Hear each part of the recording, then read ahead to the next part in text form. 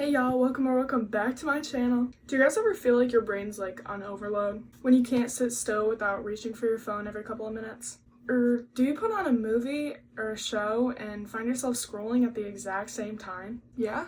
You do? Well, we need to talk about it. We need to talk about how we're constantly overwhelmed, constantly chasing instant gratification, and most importantly, how we can get back to balance in a world that is doing the most 25/8. What is up, y'all? Welcome back to my channel. Today's video is going to be about finding balance in the age of indulgence. This video is going to be split up into 5 different sections that I will outline in the first section will be the age of indulgence itself. So obviously we have to start off with what this even is. We live in a time where you can turn on your TV and watch basically any show you want. You can turn on your phone and you can view any kind of content, any kind of picture, any kind of person that you want. You can download an app and get any kind of food you want sent right to your door. Convenience culture has ruined our ability to delay gratification in any way. You can scroll on TikTok, Instagram, YouTube Shorts. You can do all of this for hours on end and gain that little every single video. That is instant dopamine hits. That is what gets you addicted. Anytime you do anything you enjoy, anything that feels good, your brain releases dopamine. The fact is, everything in this new age is designed to keep us hooked, whether it be on pleasure, on productivity, or on distraction. You get FOMO from stories. 1, seeing what other people are doing that you aren't, and 2, it disappears before everyone can see it. It is not always available, so it makes you want to be on there more than you are. Essentially, you fall behind if you're not constantly plugged in. Having endless options gives us decision fatigue. I find this happening whenever I'm on Netflix and I just keep scrolling. And in the end, I find myself watching a show I've watched 100 times over. Because while there are so many options and so many things I could like, I find myself paralyzed by the amount of choices that I have. We humans are really not built to handle this many choices. Choices from what to watch, who to text, what to buy. This all causes burnout and restlessness. Another messed up thing is our society encourages both escapism and hustle culture. Hustle culture tells us to wake up at 5 a.m., grind 24/7, be that girl all the time. It tells us that our productivity equals our worth. And while this looks good, it eventually burns each and every one of us out. Escapism culture tells us that life is hard. We deserve to check out sometimes. We deserve to scroll TikTok, binge Netflix. This is portrayed as the soft life, or I don't dream of labor side of the internet. That side that says to unplug, be lazy, and let life pass you by. And while this sounds like rest, it turns straight into avoidance. But here's the twist, you guys. Society praises both, but only when they are aesthetic and relatable. And usually there's no in-between showcased. Yet the in-between is really where the peace lies. We live in a society that constantly encourages us to be on and checked out at the exact same time. It's no wonder that people feel emotionally and mentally fried every day. The first step to changing this is to become aware that this lifestyle isn't just common, it's normalized. Section number 2. The effects of constant indulgence. I know for a fact that any one of us who has scrolled TikTok or Instagram Reels for a while has noticed the disadvantages of this. Our attention spans become so much shorter. We saw this happening a lot during COVID-19 when everyone would be online constantly. In simpler words, your shorter attention span is training your brain to get things quickly, and that makes it want these things quicker. These days, people can't finish a book or even a chapter of a book or a 10-minute YouTube video without checking their phone or bouncing to the next. The moment things slow down, our brains crave a dopamine hit. This is because of our indulgence. And that's not particularly our fault as people, it's the way society, and especially us Gen Zers, have been raised. We grew up in an extremely technological time where everything was rising around us, and we got iPads and we got iPods and we got phones really quickly into our childhood. At least I know a lot of us did. This is why, for our entire lives, delayed gratification has felt almost impossible. We always expect fast results. whether it be our body goals, our business goals, even with our healing. And when our progress slows down, we give up or look for distractions. But you need to know, your life is not Amazon Prime, babe. Nothing, absolutely nothing worth the work is going to arrive within a few days. Constant consumption has made us numb. We've lost touch with real, authentic pleasure. Little things like a walk or a home-cooked meal or even a deep conversation do not feel as fulfilling. Additionally, comparison and pressure increases from the indulgence. Instant access to anyone's life creates a fake urgency. It makes you start to think, I should be doing more, when in reality, you're doing just fine. In a nutshell, constant stimulation and instant gratification is rewiring our brains and not in a cute way. This messes with our focus, our self-worth, and how we relate to real, raw life. Section 3. Reclaiming balance in a world full of indulgence. Like I said earlier, awareness is the first step. You watching this video is the first step. You need to start noticing your patterns without judgment and with care. Start paying attention when you're reaching for a dopamine hit, whether it be scrolling, binging, or overconsumption. Try to recognize when you want to grab your phone during a movie before you actually do it. And when you realize this, ask yourself, am I avoiding something? Because you genuinely cannot change what you don't acknowledge. You need to create pockets of stillness. Schedule time every day with zero stimulation. No phone, no music, just you and your thoughts. This could look like journaling, taking a walk,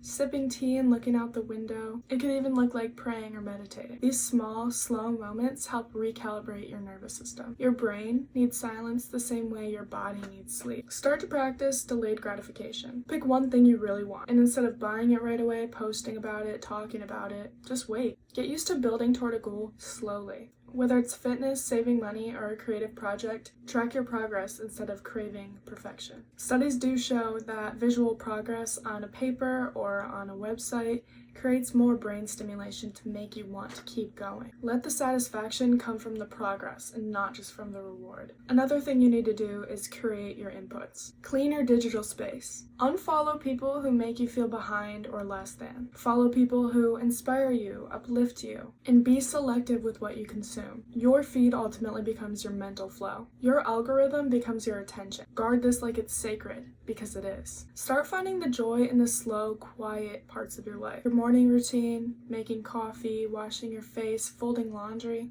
anything. Start making the little things feel beautiful. Add a candle, some classical music, or even narrate it like you are the main character, because babe, you are. Sometimes even writing in your journal like your life is a story can feel magical. Always remember that the ordinary becomes extraordinary when you slow down enough to notice it.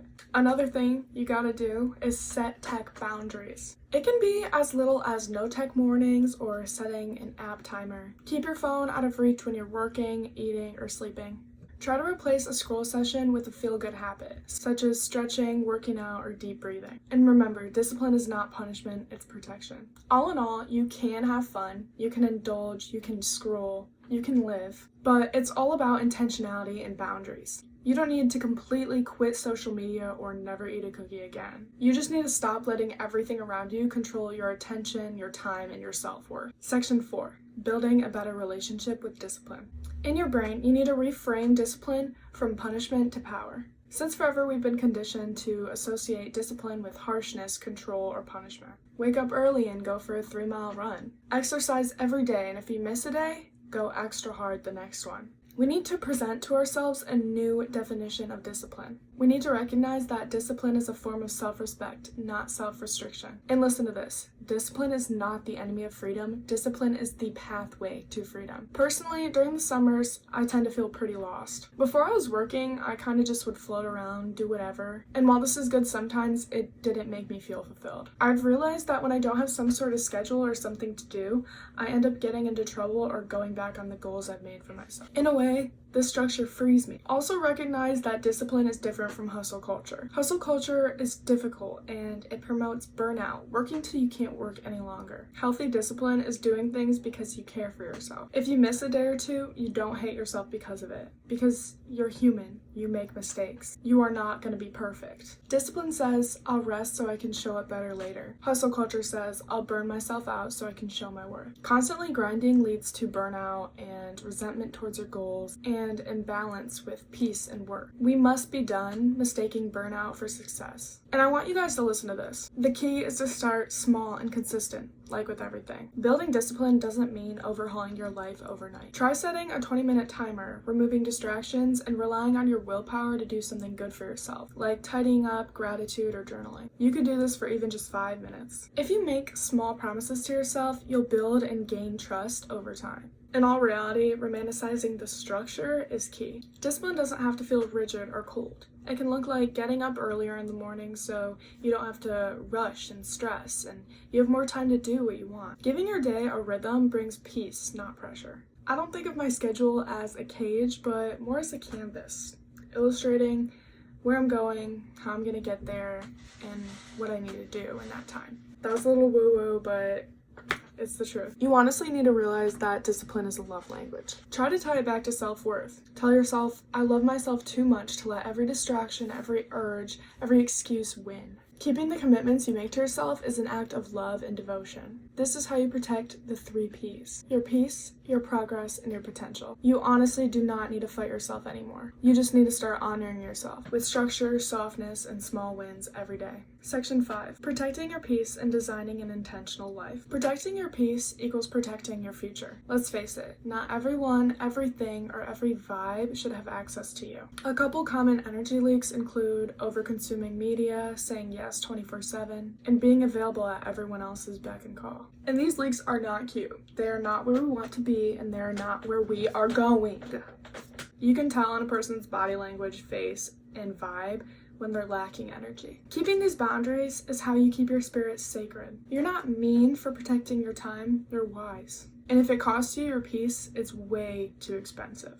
Again, like I said before, you need to curate your inputs. We are what we consume, digitally, physically, emotionally. You need to do a feed detox. Unfollow accounts that make you feel small, drained, or less than. Replace noise in your life with nourishment. Podcasts that pour into you, books that educate you, real people who expand and see you. If your social media makes you feel like you're always behind, it's time to unfollow and rebuild your feed with intention. Another thing you gotta do is try to slow down on purpose. The culture of go, go, go actually disconnects us from the present. I invite you all to deliberately slow down. Once again, go for a walk without your phone, eat meals without distractions, and just sit and be with your thoughts. Slowing down makes your life richer, not boring. It's like when you let the chocolate melt in your mouth as opposed to chewing and swallowing it right away.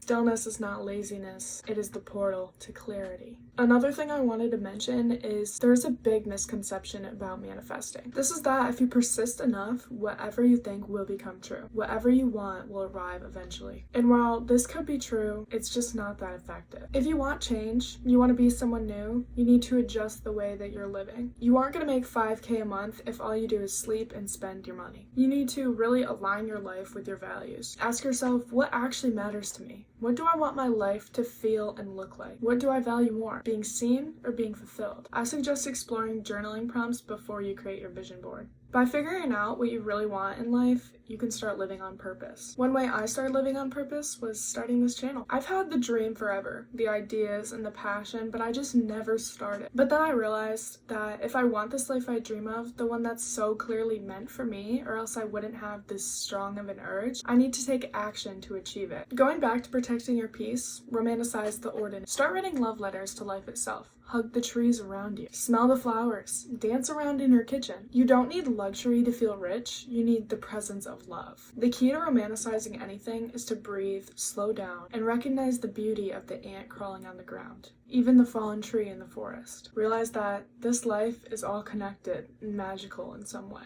Even speaking this, I feel that divine spark inside because I genuinely believe all of these things. It may take some time for you, but let me tell you, when you get there, it's gonna be so freaking worth it. Intentional living isn't about being perfect. It's about showing up fully for the life that you already have to create the one that you want. It's about designing a life that feels good from the inside out. Peace isn't found in a Pinterest board or a productivity hack.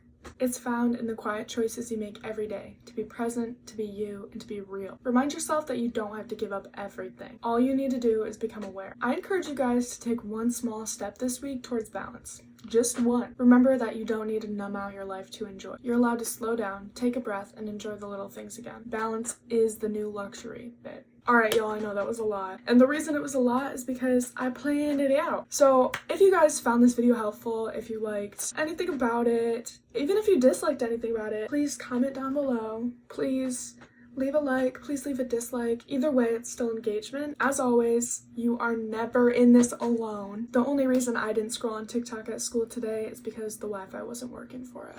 And that's the thing. Even when we're forced to choose something different, we're still choosing. Do not forget to subscribe if you are digging the vibes, the owl in the background, if you're digging the Shrek socks over there. If you're digging anything about this, do not forget to subscribe, girl. You are not gonna regret it. And while I may be inconsistent sometimes, I'm working on it, and I'm graduating soon. So this summer's about to be lit, y'all. Lit.